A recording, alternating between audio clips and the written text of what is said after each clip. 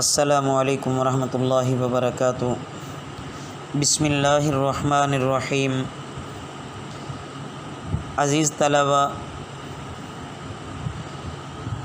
آج کے اس سبق میں ہم قصص النبیین الجزء الاول شروع کرنے لگے ہیں۔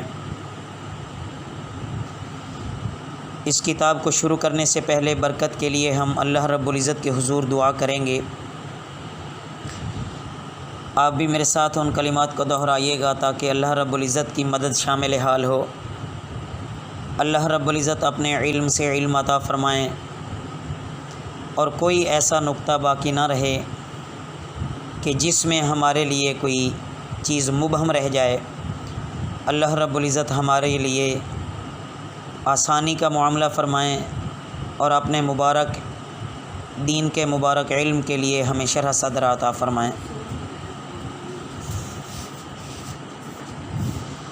رب زدنی علما، رب زدنی علما، رب زدنی علما۔ اللہم سہل کل صعب، اللہم سہل کل صعب، اللہم سہل کل صعب۔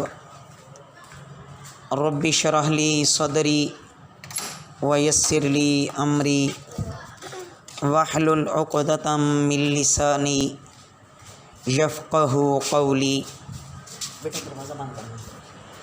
رب اشرح لی صدری ویسر لی امری واحلل عقدۃ من لسانی یفقہوا قولی۔ رب اشرح لی صدری ویسر لی امری واحلل عقدۃ من لسانی یفقہوا قولی۔ وبک نستعین،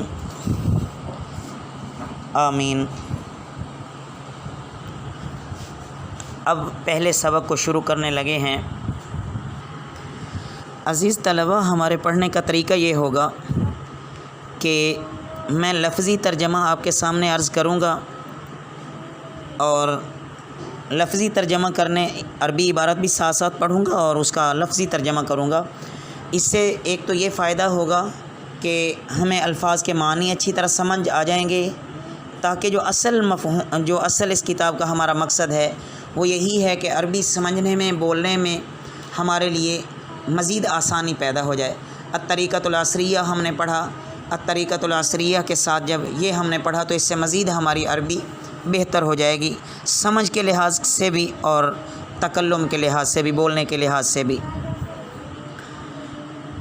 عربی عبارت ہوگی، ساتھ اس کے لفظی ترجمہ ہوگا، باقی مفہوم اور سلیس ترجمہ، با محاورہ ترجمہ جسے بولتے ہیں، وہ آپ خود انشاءاللہ سمجھ لیں گے۔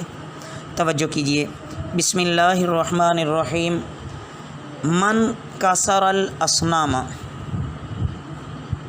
من کس نے، کسر توڑا، الاصنام بتوں کو، بائع الاصنام بت فروش، بتوں کو بیچنے والا، قبل ایام بہت دن پہلے، کثیرۃ بہت، ایام دن، قبل پہلے، بہت دن پہلے، کثیرۃ بہت، جداً بہت ہی، کثیرۃ جداً کا معنی بہت ہی، کان فی قریۃ، کان تھا، فی قریۃ ایک بستی میں، رجل مشہور بہت مشہور، جداً بہت، بہت مشہور آدمی، وکان اور تھا، اسم نام، ھذا الرجل اس آدمی کا، آزر آزر، وکان آزر اور تھا آزر، یبیع بیچتا، الاصنام بتوں کو، وکان فی ھذہ، وکان اور تھا، فی ھذہ القریۃ